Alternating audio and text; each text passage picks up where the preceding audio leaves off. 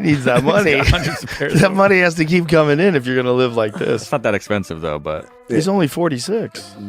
But he does this with everything, man. He's got $1 million watches. I don't think he buys every pair. You gonna give him to him? Yeah. I'm shopping, spending money, living life. Money made all my day. Putting lies on my name, putting lies on me and my team and my family, and hurting my business. We're not talking about millions. We're talking about billions of dollars. We can't do that. So this is my first time ever filing a lawsuit against a media company. Joe Rogan has reacted critically to the new revelations about Floyd Mayweather's bankruptcy, highlighting how excessive spending can ruin even the richest athletes. He pointed out that financial success doesn't excuse avoiding responsibilities, like taxes, referencing Mayweather's IRS problems and suggesting that unchecked luxury and poor financial planning lead to collapse. If you like this, please subscribe Punch Vista and click the bell icon for more latest and interesting videos. That money to the IRS, how much does he owe? It's in the $20+ million range. it's a lot of money, man. But it's not something that he's been, it's not like deception. No. It's just neglect to pay. Neglect. And it's also like, I think, and there is like a truth to this. He makes so much money. There's probably a point when they're like, hey, it's time to pay your taxes. And you go like, all right, here's a check for $25 million. That's an incredible amount of money. And then they go, that's true, but you owe 50 more. And he's just like, that can't be right. I've given you $25 million. Yeah, he's bought over 100 luxury cars from the same dealer and always pays in cash. He has $15 million worth of cars. Congrats. You can sell though. Floyd Mayweather Jr.'s legal move against Insider Inc. marks a dramatic turn in his public narrative. At the heart of this defamation claim lies an article that challenges the legitimacy of a colossal $42 million real estate acquisition supposedly involving the boxing star. The lawsuit contends that the publication deliberately distorted the facts of Mayweather's business deals, framing him as dishonest or misleading about his wealth. The 62-building claim, if legitimate, would represent one of the biggest individual real estate deals in recent memory. Yet the article questions both the reality and financial logistics of the transaction, leaving Mayweather's credibility hanging in the balance. His legal reaction seems tailored to reinforce his standing not just as a sports legend, but also as a formidable entrepreneur. I know you guys want to talk about real estate. Only thing I'm doing is answer the question. That is a real estate question. Okay, so out of 48 years, I'm 48 years old, and I've never sued a media outlet. The media outlet throughout my life has bashed me, talked bad about me, spoke bad about my family. Now, I've always been judged because how I have presented myself when I'm promoting a fight. You cannot judge me for entertaining the people when I'm promoting a fight. Judge me for the person that you know. You can't judge me if you don't know me. So that's no different from people in this room may want to do a deal with me. But if someone going out there putting lies on my name, putting lies on me and my team and my family and hurting my business, we're not talking about millions. We're talking about billions of dollars. We can't do that. So this is my first time ever filing a lawsuit against a media company. Mayweather's rebuttal focuses on the article's perceived bias and the omission of what he calls concrete evidence. According to him, his legal team provided Insider Inc. with ample material proving the authenticity of the real estate claims. That documentation, he claims, was deliberately sidelined in favor of a more sensational narrative by emphasizing that this is his first such lawsuit against the media. Mayweather tries to highlight the seriousness of the matter. His insistence on defending his name suggests a larger strategy of positioning himself as a responsible businessman targeted by irresponsible journalism. Build my name, to build my reputation, and I'm not gonna let anyone go out there and smear my name and talk bad about me, talk bad about my family, or talk bad about my company.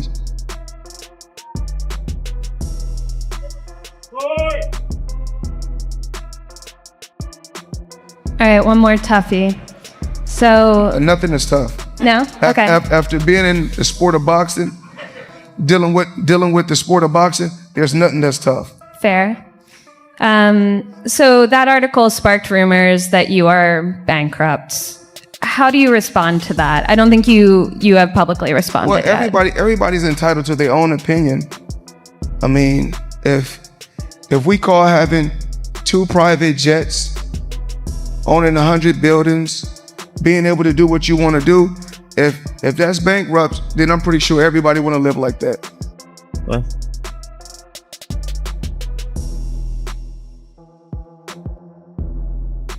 Okay, so I think we'll end with this one. When I spoke to you all last week, you were riding around Miami. You were looking to buy even more. Yes. Have you bought anything in the week since we last spoke? I don't know. I was out in Miami for a while. We were looking at a few properties. I'm pretty sure for the end of the year, Stephen A. Smith's commentary adds fuel to an already blazing debate.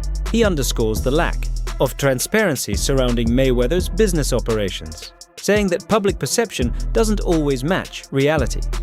While Smith doesn't outright discredit Mayweather's case, he hints that layers of complexity lie behind the flashy headlines and massive dollar signs.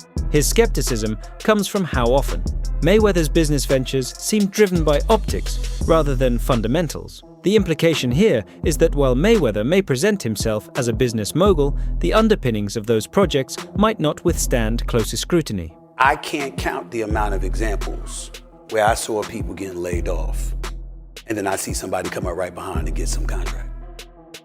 Business does business. You never know what's behind the goal of a business per se. What you do know is the work that you put in. If you're smart enough, what value comes with that work. And then at the same time, you also pride yourself in being very, very reasonable. I haven't, and I'm not gonna talk about my contract negotiations with ESPN. They are ongoing. I think the talks have been very pleasant. I think we're making progress. We'll see what happens. If it works out, it works out. If it doesn't, I've got decisions to make because I got a future to think about. Sense. Remarks hit hard, drawing attention to the missing evidence behind the real estate claim rather than focusing on defending his financial credibility with detailed contracts or bank documentation. Mayweather is leaning into court threats. This approach invites scrutiny from critics like 50 Cent. The lawsuit is more of a smokescreen than a real grievance. It's framed as a power move meant to intimidate dissenters rather than establish truth. And in a society already skeptical of celebrity wealth narratives, these questions resonate with an audience increasingly wary of what lies behind glamorous facades. Description where y'all can watch that in full, and as we have already seen, 50 Cent has been very involved in critiquing, taking shots at Floyd Mayweather, and when this came across his desk, he did nothing other than that. If that's the case, it's going nowhere because you didn't do the deal, champ. He must have named the writer separately to make him have to pay his own legal team. The champ is mad, and 50 most definitely promoted his brands and everything with that because 50 Cent has came into question about this deal that Floyd Mayweather has struck, showed his real estate businesses. People started diving into it. Floyd Mayweather has been defending it, but I just realized he put this $100 million lawsuit in against Business Insider, saying that they have been going at him for a long time now, coming at his family, coming at his team, and saying these derogatory things and defaming him, so he won $100 million. The suit lost in the Southern District of New York names Insider Inc. and reporter Daniel Geiger as defendants. It is centered around reporting by Geiger about real estate deals Mayweather Jr. publicly discussed, including an agreement to buy a 62-building Manhattan apartment portfolio. Geiger reported in late March that there is no evidence that there has been a sale. According to the lawsuit, Geiger embarked on a campaign of harassment and defamation categorized by aggressive and misleading journalism that not only distorts the truth, but seems driven by a deep-seated bias against Mr. Mayweather's success. It claims that Geiger refused to review documentation proving the deals in question happened, and suggests that there's a racial component to the reporter's work. Mayweather's demeanor in interviews has often leaned toward nonchalance, but in times of financial inquiry, that attitude changes from confidence to ambiguity. His reluctance to offer hard numbers or details when faced with bankruptcy rumors does little to extinguish the fire. Instead of clarifying the situation, he opens the door to further speculation.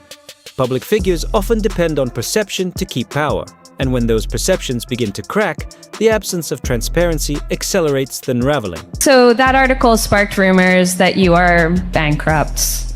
How do you respond to that? I don't think you have publicly responded. Well, everybody's entitled to their own opinion.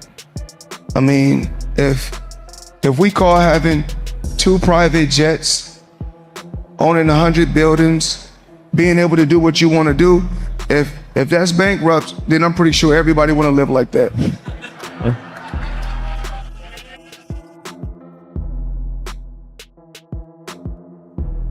That last statement was a fact. If that's bankrupt, I'm sure a lot of people want to live like that.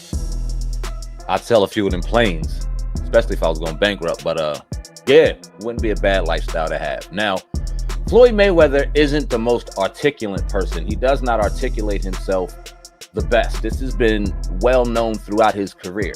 He is a prize fighter. He is a master promoter. He is a great business person. Put him behind a microphone or have him articulate himself, he's not the best at it. So if you listen to that and y'all tell me if y'all got the same vibe I did, or if y'all think that I'm tripping, it sounds like he's running around a lot of shit. And it's like, all right, bro, yeah, you might be going bankrupt. But let's understand something real quick. If one of Floyd Mayweather's businesses, or if his business is going bankrupt, that does not mean that Floyd Mayweather himself is broke. That means that his business may be struggling. Oh yeah, his business may be struggling, and you could file for bankruptcy. I think it's 13 or 9, chapter 13 or chapter 9, or whatever the case may be. That's it for today's movie.